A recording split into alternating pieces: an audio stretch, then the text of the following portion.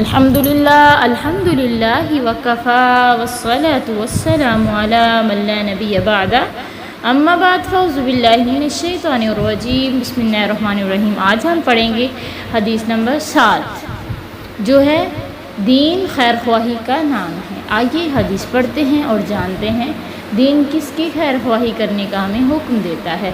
عن ابی رقیۃ تمیم بن اوس الداری رضی اللہ تعالی عنہ ان النبی صلی اللہ علیہ وسلم قال الدین نصیحۃ قلنا لمن قال للہ ولکتابہ ولرسولہ ولأئمۃ المسلمین وعامتہم۔ حضرت ابو رقیہ تمیم بن اوس داری روایت کرتے ہیں کہ رسول اللہ صلی اللہ علیہ وسلم نے فرمایا دین خیر خواہی کا نام ہے۔ کہا گیا کہ کس کی خیر خواہی؟ فرمایا اللہ کی، اس کی کتاب کی اور اس کے رسول کی، اور عام مسلمانوں کی اور ان کے ائمہ کی۔ اللہ اکبر کبیرہ۔ تو دین سراسر خیر خواہی کا نام ہے۔ صحابہ نے پوچھا کہ اللہ کے نبی جی کس چیز کی خیر خواہی؟ بتایا کہ اللہ کے لیے، اس کی کتاب کے لیے، اس کے رسول کے لیے، مسلمانوں کے حکمرانوں کے لیے اور عام مسلمانوں کے لیے۔ اس کا مطلب یہ ہے میری پیاری عزیزات، یہ حدیث مختصر ہے لیکن اپنے اندر پورے دین کا خلاصہ سموئے ہوئے ہے۔ نبی صلی اللہ علیہ وسلم نے صرف 2 لفظوں میں دین کا تعارف کروا دی کہ الدین النصیحۃ، یعنی دین کا اصل حسن، اخلاص، خیر خواہی اور بھلائی چاہنا ہے۔ مومن صرف اپنی فکر نہیں کرتا بلکہ دوسروں کی بھلائی بھی چاہتا ہے، وہ لوگوں کو گمراہی سے بچانا، نیکی کی طرف بلانا اور ان کے لیے خیر چاہنا اپنا فرض سمجھتا ہے۔ اچھا کہ اللہ تعالیٰ کے لیے خیر خواہی کیسے؟ کیا مطلب اس کا؟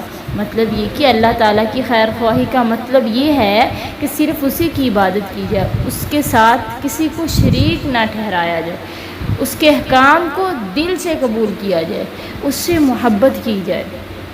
قرآن کی خیر خواہی کیا ہے؟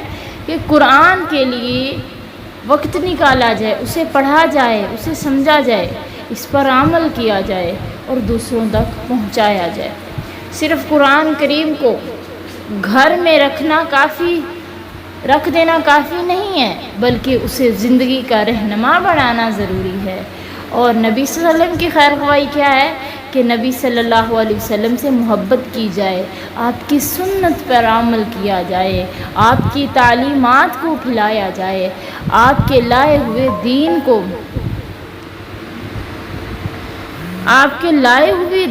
آپ صلی اللہ علیہ وسلم دین لے کر آئے ہیں اپنی زندگی میں اسے نافذ کیا جائے۔ اللہ اکبر کبیرہ۔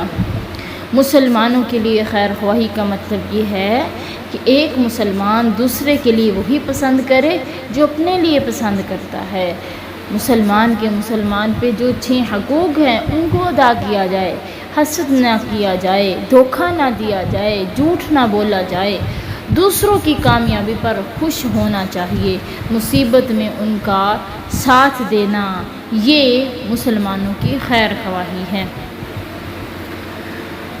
ذرا سوچئے اگر ہر مسلمان دوسرے مسلمان کے لیے سچے دل سے خیر خواہی کرنے لگے تو کتنے جھگڑے ختم ہو جائیں، کتنی نفرتیں محبت میں بدل جائیں، کتنے گھر آباد ہو جائیں، کتنے دل سکون پا جائیں۔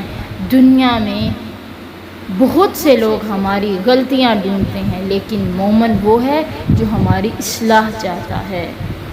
آئیے اپنی زندگی میں یہ عملی جامہ پہنیے کہ دوسروں کی بھلائیوں کی فکر کریں، دوسروں کی بھلائیوں پہ نظر ڈالیں، ان کی برائیوں پہ نظر مت ڈالیں، حسد اور کینہ دل سے نکال دیں، قرآن سے اپنا تعلق مضبوط کر لیں، سنت کو اپنی زندگی میں شامل کر لیں، امت مسلمہ کے لیے دعا کریں۔ اپنے آپ سے سوال کیجئے میں اپنے گھر والوں، شاگردوں، دوستوں، امت مسلمہ کے لیے کتنی خیر خواہی رکھتی ہوں؟ کیا میری نصیحت محبت اور اخلاص پر مبنی ہوتی ہے؟ جو بھی میں نصیحت کرتی ہوں وہ محبت اور اخلاص پر مبنی ہوتی ہے یا تنقید اور سختی پر؟ تو یہ سوال کیجئے اور اپنی اصلاح کیجئے۔ اللہ رب العالمین ہمیں عمل کی توفیق عطا فرمائے۔ اللہم اجعلنا من الناصحین المخلصین واجعل قلوبنا ملئۃ بالمحبت ورحمت لعبادک۔ اللہ اکبر کبیرہ۔ یہ حدیث ہمیں سکھاتی ہے کہ دین صرف عبادات کا نام نہیں ہے، بلکہ اللہ اور اس کے رسول، قرآن اور تمام مسلمانوں کے لیے سچی خیر خواہی اور اخلاص کے نام کو خیر خواہی کہتے ہیں۔ تو اس کو سن کے دوسروں تک لازمی شیئر کریں، کیونکہ اچھی بات دوسروں تک شیئر کرنا یہ صدقہ جاریہ ہے۔ شاید کہ اللہ تعالی ہماری اسی نیکی کو قبول کر لے کہ ہماری وجہ سے کوئی سن کے کسی کا خیر خواہ بن جائے، تو یہ نیکی ہی ہمارے لیے صدقہ جاریہ بن سکتی ہے۔